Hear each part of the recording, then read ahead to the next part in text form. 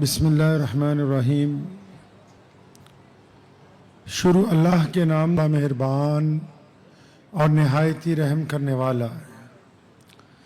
تمام ساتھی درود پاک پڑھیے جی۔ اللہم صلی علی محمد وعلی آل محمد کما صلیت علی ابراہیم وعلی آل ابراہیم حمید مجید۔ اللہم بارک علی محمد وعلی آل محمد کما بارکت علی ابراہیم وعلی آل ابراہیم انک حمید مجید۔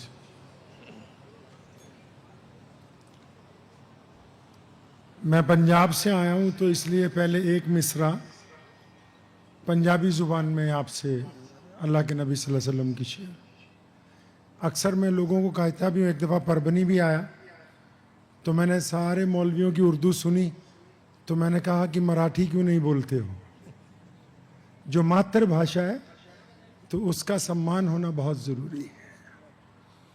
تو پنجابی میں نبی علیہ السلام کی شان میں دو مصرے کسی نے کہیں، پہلے وہ سن لیجئے انشاءاللہ تعالی کہ جتھے میرے نبی دے قدم لگ گئے، یعنی حضرت محمد صلی اللہ علیہ وسلم کے جہاں پاؤں لگ گئے، جتھے میرے حضور دے قدم لگ گئے اس تھاں ورگی کوئی تھاں نہیں ہو، تے جس دیاں قسماں عرش تے رب کھاوے اس نا ورگا کوئی نا نہیں ہو،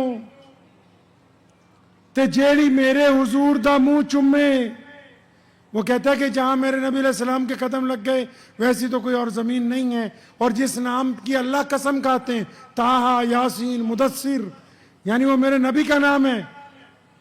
اور پھر یہاں ایک عورت کا ذکر کرتا ہے، کہتا ہے ایک عورت ہے جو نبی علیہ السلام کے بار بار ماتھے کو چومتی ہے، کبھی گالوں کو چومتی ہے، کبھی نبی علیہ السلام کے ہونٹوں کو چومتی ہے، تو اس کا بھی ذکر بیچ میں کر رہا ہے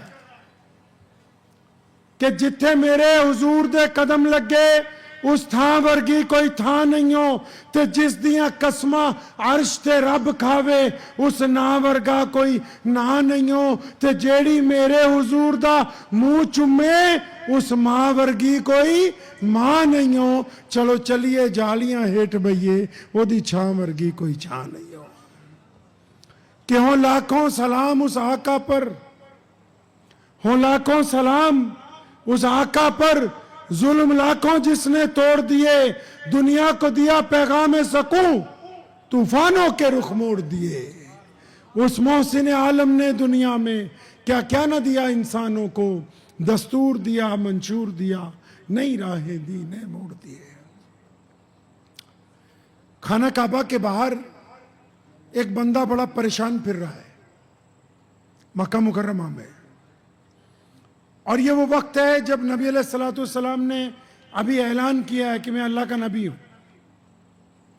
اب یہ بندہ بہت پریشان ہے، ایک ہفتہ ہو گیا، قریب کے کسی علاقے سے مکے میں جانور بیچنے آیا تھا تو اس کے اونٹ کسی بندے نے خرید لیے لیکن پیمنٹ نہیں کر رہا، تو بڑا پریشان ہے ایک ہفتے سے۔ تو اس نے لوگوں کو پوچھنا شروع کیا، یہاں کوئی بڑا آدمی ہے، یہاں کوئی منسٹر ہے، کوئی ایم ایل اے ہے، کوئی پردھان ہے، یہاں کوئی ٹرسٹی ہے کہ جس کو میں جا کے اپنا دکھ سناؤں، وہ میرا کام کروا دے؟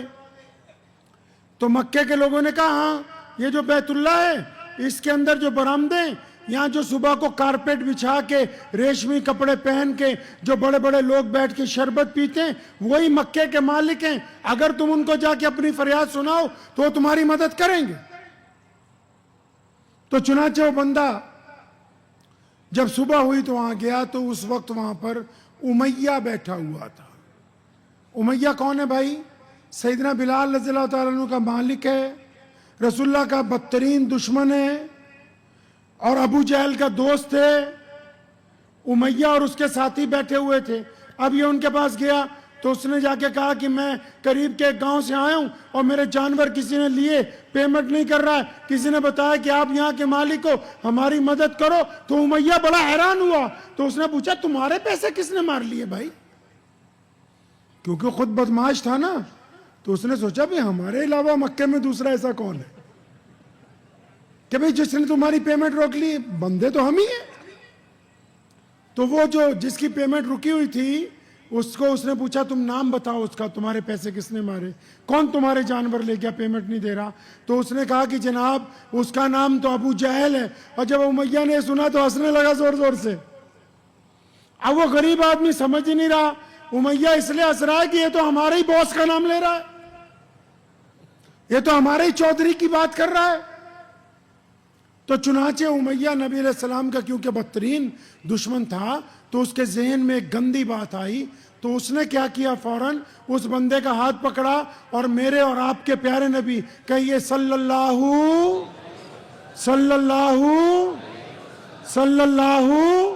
ہاں، ہمارے نبی صلی اللہ علیہ وسلم روزانہ بیت اللہ میں خانہ کعبہ سے ٹیک لگا کے بیٹھا کرتے تھے۔ تو اس نے امیہ نے اس بندے کا ہاتھ پکڑا اور خانہ کعبہ کی طرف اشارہ کیا اور اسے کہا کہ وہ دیکھتے ہو سامنے وہ سفید کپڑوں میں بیٹھے ہیں؟ اس نے کہا ہاں۔ کہتا بس ان کے پاس چلا جا، وہ تیرا کام بنا دے گا۔ یہاں ایک بات روک کے بتانا چاہتا ہوں کہ رسول اللہ کے بدترین دشمن امیہ کا جہنم میں اس کا بھی یہ یقین تھا کہ در رسول پر اگر کوئی چلا جائے گا تو خالی واپس آنے والا نہیں ہے۔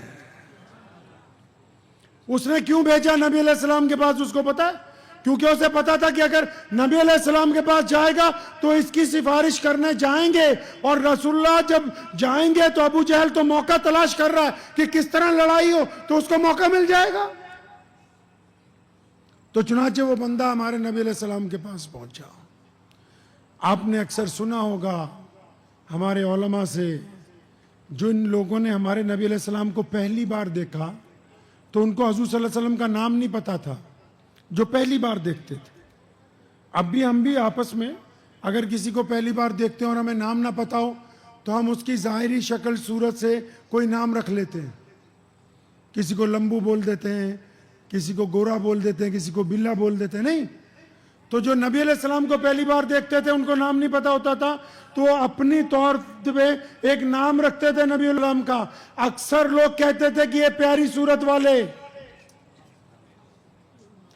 یہ ہماری جتنی حدیث کی کتابیں ہیں جو 1,24,000 کم و بیش صحابہ ہیں ان میں سے، اور جو بدری ہیں ان میں سے، جو عشرہ مبشرہ ہیں ان میں سے کسی نے نبی علیہ السلام کا حلیہ مبارک بیان نہیں کیا۔ نبی علیہ السلام کی پیاری صورت، آپ کی زلفیں، آپ کا چہرہ، آپ کی آنکھیں، آپ کی مہر نبوت، آپ کے کندھے، آپ کی پنڈلیاں، آپ کی جو خوبصورت جو منظر کشی کی ہے وہ ایک بدو عورت نے کی ہے جب نبی علیہ السلام مکے سے مدینہ المنورہ جا رہے تھے، جس کو ام معبد کے نام سے ہم لوگ جانتے ہیں۔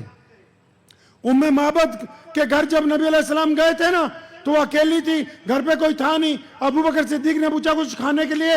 ہمارے پاس کچھ نہیں۔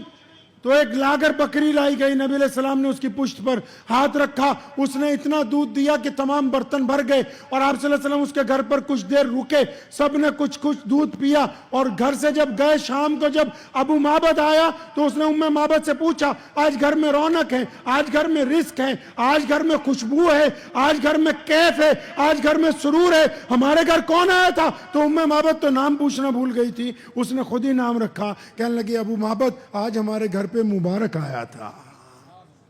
مطلب ایسی ذات آئی تھی جس کے آنے سے سب مبارک ہو گئے۔ تب یہ جو بندہ نبی علیہ السلام سے ملنے پہنچا نا امیہ کی سفارش پر، تو آپ صلی اللہ علیہ وسلم کو دیکھتے ہی اس نے کہا کہ یہ پیاری صورت والے آپ پر سلام ہو۔ اب نبی علیہ السلام نے اس کو جو دیکھ کر کہا، جو نبی نے کہا، تو وہ سن کے اس کی آنکھوں میں آنسو آ گئے۔ کیا کہا ہمارے نبی صلی اللہ علیہ وسلم نے؟ اس کے سلام کا جواب دے کے یہ کہا نبی علیہ السلام نے کہ تم تو مجھے پریشان مسافر لگتے ہو، اور لگتا یہ ہے کہ تم بھوکے بھی ہو۔ اس کی آنکھوں میں آنسو آ گئے، کہنے لگا ہاں پیاری صورت والے، میں پریشان بھی ہوں، مسافر بھی ہوں، بھوکا بھی ہوں۔ نبی علیہ السلام اٹھ کے کھڑے ہوئے، اس کا ہاتھ پکڑا، فرمایا چلو میں تمہیں گھر لے کے چلتا ہوں۔ پہلے اس کا منہ ہاتھ دھلوایا، اس کو کھانا کھلوایا، اور پھر پوچھا کہ بتاؤ کیا کام ہے اب؟ لیڈر لوگ بھی سنو، آج ہمارے پاس جب کوئی غریب کام کروانے آتا ہے نا، ہم بولتے ٹائم نہیں ہے، مطلب کی بات بتاؤ تاکہ سیدھا فون کر دیں۔ ہم بولتے ہیں پوری قصہ کہانی نہیں سناؤ، مدعے کی بات بتاؤ تاکہ سیدھا کوتوال کو یا ڈپٹی کمشنر کو یا جس بھی آفیسر کو کہنا ہے بس مطلب کی بات بتاؤ، ہم کو یہ قصہ نہیں سننا تمہارا، ہم کو تمہارا درد نہیں سننا۔ تمہاری تکلیف نہیں سننی، تمہارے جذبات کو نہیں سننا، بس ہم تو پروفیشن کے لیے بیٹھے ہوئے ہیں، تم آؤ اپنی چھوٹی سی بات بتاؤ تو ہم فون